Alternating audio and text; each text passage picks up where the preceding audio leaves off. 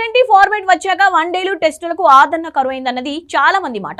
ఒక్క మాటలో చెప్పాలంటే పొట్టి క్రికెట్ తో మిగిలిన ఫార్మాట్లకు ప్రమాదం పొంచి ఉందని అభిప్రాయాలు కూడా వ్యక్తమవుతున్నాయి. ఇప్పుడు T20 ఫార్మాట్ తో ఆటగాళ్లు అసలు ఆట దెబ్బతింటోందా అంటే అవుననే అనాల్సి వస్తోంది. ఎంతసేపు దూకుడుగా ఆడేందుకు ప్రయత్నిస్తూ బ్యాటర్లందరూ అసలు సిసలు నైపుణ్యాన్ని మర్చిపోతున్నది పలువురు అభిప్రాయం. ప్రస్తుతం శ్రీలంక టూర్లో భారత జట్టు ఆట తీరు చూస్తే ఇదే నిజం అనిపిస్తోంది.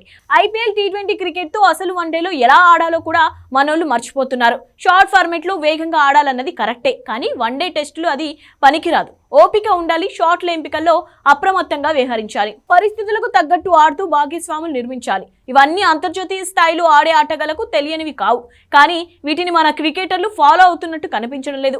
క్రీజులో కాసేపు నిలదొక్కునేందుకు కూడా ప్రయత్నించడం లేదు. T20లో ఆడినట్టు వన్డేలో కూడా ఇలా వచ్చి 4 భారీ షాట్లు ఆడేసి వెళ్ళిపోతామంటే కుదరదు. నిజానికి IPL T20 ఫార్మాట్ మాయలో పడి మన వన్డే ఆట తీరు మారిపోయిందని మాజీ ఆటగాళ్లు సైతం విమర్శిస్తున్నారు.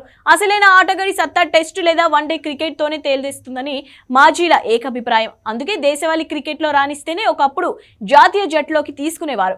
ఇప్పుడు మాత్రం నేరుగా IPL లో మెరుపులు మెరిపిస్తూ టీమిండియాలోకి సెలెక్ట్ అవుతున్నారు. ఇలాంటి నైపుణ్యంతో ఎక్కువ కాలం కొనసాగలేరన్నది విశ్లేషకుల మాట.